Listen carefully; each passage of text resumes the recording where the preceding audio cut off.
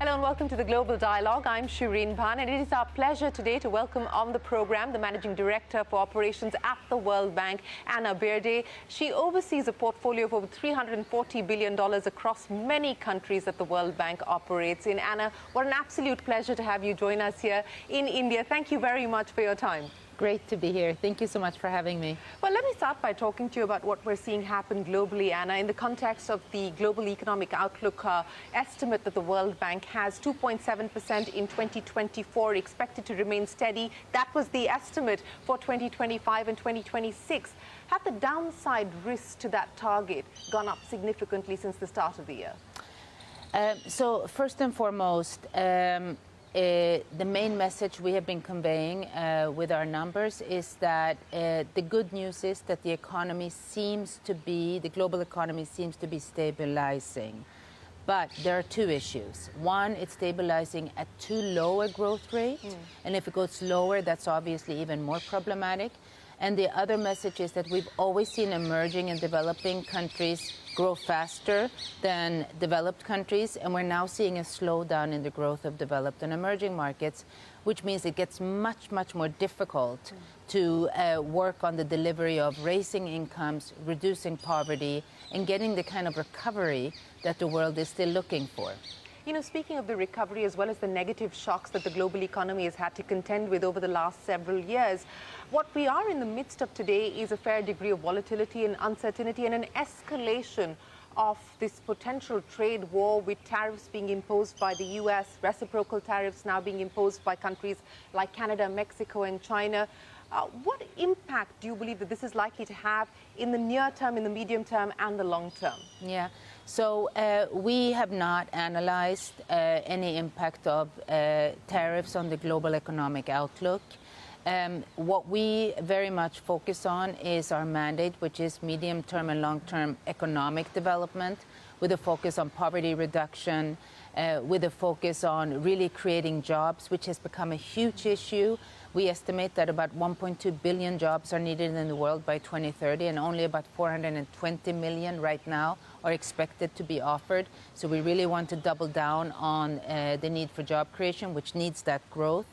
And then, of course, also opportunities for young people. So many countries around the world have so many young people, and we want to make sure they have opportunities, which first and foremost comes with being skilled and being able to attain jobs. More generally, we do believe that countries benefit a lot from being integrated with each other.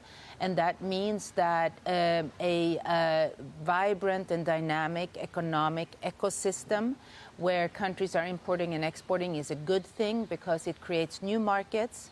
It creates opportunities, of course, to earn revenues, but it also, when a country, for example, imports, it's not only importing goods and services, it's actually importing new technology, new innovation, new skills. So fundamentally, we think that's a good thing. Well, that is a good thing, but what we are seeing at this point in time is a retreat, not just a retreat from globalization as we know it, but a retreat from multilateral institutions and multilateralism in general. As the World Bank, how do you view this retreat specifically of large economies like the US? So we at the World Bank Group, and with many, many other actors and agencies, are trying to address some pretty fundamental issues that countries face. Take the issue that we just went through a few years ago, a global health pandemic, which no one in the whole world was prepared for. And what we saw was that we needed to really work together as an international community, and we needed to work fast. And I think issues like that, in addition to issues of fragility and conflict, which really see no borders, or issues like the impacts of climate change or natural disasters, which also see no borders, require global action and global community to come together.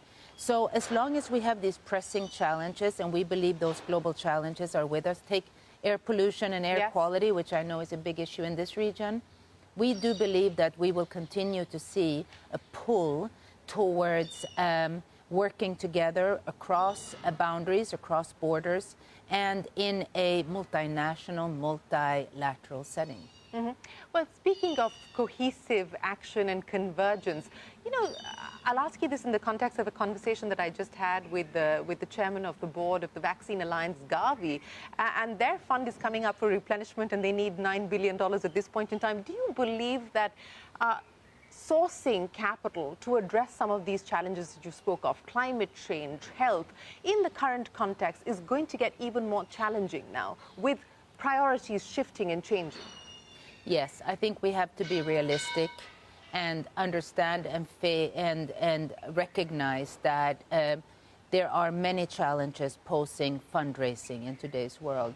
First and foremost, many countries are still doing adjustments fiscally and are having to revisit and review their budget priorities. So that's where we are. A second issue is that the world, as you also mentioned, the uncertainty and the risk that the world is presented with right now is also causing many parts of the world, including for us, of course, donors that have traditionally been very, very interested in seeking to support development, to also look at what are some of the near-term pressing priorities. So yes, I do think we have to recognize that raising funds is difficult. It also means, however, that we need to think very creatively, and we need to make sure that we can make the most out of every dollar, every resource that we get. And I think the World Bank is here quite interesting in that we do a lot of leveraging. So for every dollar that comes into us, we make sure that we leverage that to be multiple dollars going out, because we have found a way to use our balance sheet and use our market mechanisms to be able to generate more resources than we actually achieve. And I think leverage is the name of the game when you have scarce resources. Well, I'll talk to you about the bigger, better ambition as far as the bank is concerned in just a second. But let's address some of the challenges that I know that you, look at very, very closely, which of course includes poverty alleviation, yes, climate change, also debt. Given the global uncertainties as well as the global reset underway, how concerned would you be about global debt today? Yeah, no, I think the heightened indebtedness is of a very big concern. It's particularly of a big concern in countries with limited resources to be able to essentially service that debt. And we see this problem particularly manifesting itself in Africa. Why in Africa? Because of many reasons, but in part during COVID, many African countries had to borrow to be able to provide the type of buffer and financing that was needed to be able to protect their population. And then, of course, we had multiple crises, which also included an increase in interest rates, which made the repayment of that debt much more expensive. In addition, a lot of countries in Africa had a higher level of debt to GDP, which increased their level of debt risk, which meant it also became more expensive to be able to refinance or restructure or borrow more. So you get a bit of a vicious circle. Then on top of that, you see that many of these countries have a lot of expenditures related to their own crisis, food insecurity, natural disasters. We have countries in many parts of the world where 1 week they're dealing with a flood, next 2 weeks they're dealing with a drought. So being able to anticipate and meet the needs of these crisis is very difficult. So yes, we are very worried about the level of indebtedness, and we work very, very carefully and closely with countries around the world to make sure, A, that there is a good sense of the level of debt, there is transparency and reporting on debt, and also that we as the World Bank are able to, using IDA, our International Development Association, which is our fund for the poorest, for countries that are really quite vulnerable on the level of indebtedness and are low income, benefit from very, very concessional, even grant financing from us. You know, since we're talking about debt, and you also spoke about interest rates and the interest rate trajectory, inflation, and the outlook the World Bank has at this point in time is that most countries at this point are closer to their comfort levels as far as inflation is concerned, or at least their inflation targets. Does it worry you that the escalation of this trade war could potentially upset that? I think, we've been living with this volatility. We've been living with higher inflation rates. We started seeing inflation go down, which of course is very comforting. I think it's very important that we try to continue to see that pathway. I think anytime inflation goes up, it hurts the poorest the most, and that's what really worries us. So that's why, yes, getting to a lower inflationary environment and being able to stay there is critical for really poverty reduction and for making sure that those who are trying to get out of poverty don't fall back into poverty. You know, you're here in India, Anna, so let's talk a little bit about the view on India as well as the outlook. You know, higher than what the government is estimating at 6.7%. The government's own target is 6.5%. But when we look at this aspiration of a Viksit Bharat by 2047, a high-income economy by 2047, and the World Bank has just put out a prospects report providing various scenarios in order for India to be able to make that journey. Given where we are today with the global environment, what do you believe India needs to prioritize? Because we're talking about an almost 8% growth rate annually for the next 2 decades. Yeah. So I must start by really emphasizing that India is first of all an incredibly dynamic and fascinating country, and I really enjoy visiting. I always learn so much. Secondly, I don't know many other countries that have had the growth track record that India has had. Between 2000 and 2019, India grew at 6.6% on average year on year. This is incredible, and I think it really changed the dynamic in the country. Of course, COVID comes and every country gets hit in 2020, but then the rebounds was very strong in India. In the last 3 years, India has grown 7.8%. So this is, of course, very, very good. Now, you are right. We do estimate that in order to meet its ambitious goal, 2047, India does need to continue, but even elevate a little bit its growth rate. We do think it's possible, and we do think there are certain measures and levers that India can put to work to be able to accelerate towards that. One is we think India needs to continue to prioritize investment. And here we did some analysis in our report that shows that if India increases its investment to GDP from about 33% to 40% over the next 10 years, that would be very conducive towards that higher growth rate. A second issue we've looked at is actually labor force participation. It's a bit lower in India in general than other countries. It's particularly, I think, low in female labor force participation, which we believe India has a huge chance to pivot. So if we estimate also if India increases from 35.6% female labor force participation to 50%, which of course is a nice parity number, GDP could go up by 1%. 1% in the case of India is of course very significant because 1% of GDP translates to a lot of resources. And thirdly, we think there's an opportunity to get more out of increased productivity. And here we've identified 2 pathways. One is a quicker adaptation to technology and a quicker transition to innovation. So we do think it's possible. We do think it's good to set this ambition because when you have an ambition, you're working towards it. And we do like also that there is a sort of intermediate step of 2030 where India will also take stock of its trajectory towards its goal.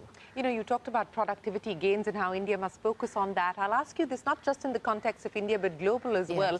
With the move towards more AI adoption, what are we talking about in terms of productivity gains and the economic uplift that we can expect? Yes. So I do think definitely technology and AI will bring productivity gains. We're already actually seeing it. Do I think it will completely eliminate the needs for a massive amount of jobs? Definitely it will affect certain jobs. But I also think it will create other jobs. And I do think there are 2 things that AI cannot do. One is the human judgment that often still has to come in. And the second thing is actually the care industry, where humans are still very hard to replace. And I actually think the care industry and healthcare more broadly is an area where the world is actually missing a lot of skills as well as human resources. And I think this is actually also an area where India could excel. That's right. The Prime Minister is in fact talking about a Heal in India mission. That's right. So this is certainly an area of priority. That's right. But, you know, Anna, you talked about gender parity and the need to move towards gender parity. And this is not India-specific. Again, this is a global issue. It's a universal challenge. I know that this is something that's very close to your heart. Do you worry today that we're, in fact, retreating from taking this issue forward? There's been a pullback as opposed to a pushing forward, so to speak, on the issue of gender parity, gender equality, and gender opportunities. Yes. So I think, you know, the last few years have presented us with so many challenges and crises. I think during COVID, we definitely saw, as we were coming out of COVID and starting the recovery, there was definitely a harder hit on females, and especially females going back to work. Females who were also women, were also often working in industries that were hit very hard, like hospitality, yes, and so forth, and services. So I think it was harder for women to come back. Secondly, people made so many adjustments to their lives. They consolidated their families in different ways. Their elderly moved in with them. Children were homeschooled. So I also think that kept women back in terms of their recovery vis-a-vis men. Now, I still continue to worry about a number of obstacles that prevent women from having the same access and opportunity as men. Some of those relate to things like access to services that are conducive for women to be in the workplace. And that really ranges from things like childcare to elderly care. And different societies, different cultures rely on different services here. And I think we need to really focus much more on that. Another area that I worry about is that women find, and I see this often, one of the key obstacles is that they don't feel their safe transportation. Yeah. So they would prefer not to be in the workplace where it requires mobility. A third area that I think is also very concerning, and we actually have set a target for ourselves on this, is that women are behind men when it comes to the digital connectivity. So we have set a target to actually be able to connect an additional 300 million women to broadband infrastructure by 2030, because we think that's also a game changer for many women, in particular also in the entrepreneur space. And finally, the one that always comes up over and over again is access to finance, but in particular, access to capital. So we would also like to ensure that we can contribute to this by ensuring that another 80 million women have access to capital by 2030. And this is where the work we do through our private sector arm will play actually a very significant role. We're going to take a break here on the Global Dialogue and return to our conversation with Anna Bjerde, the Managing Director of Operations at the World Bank. We're back in a moment.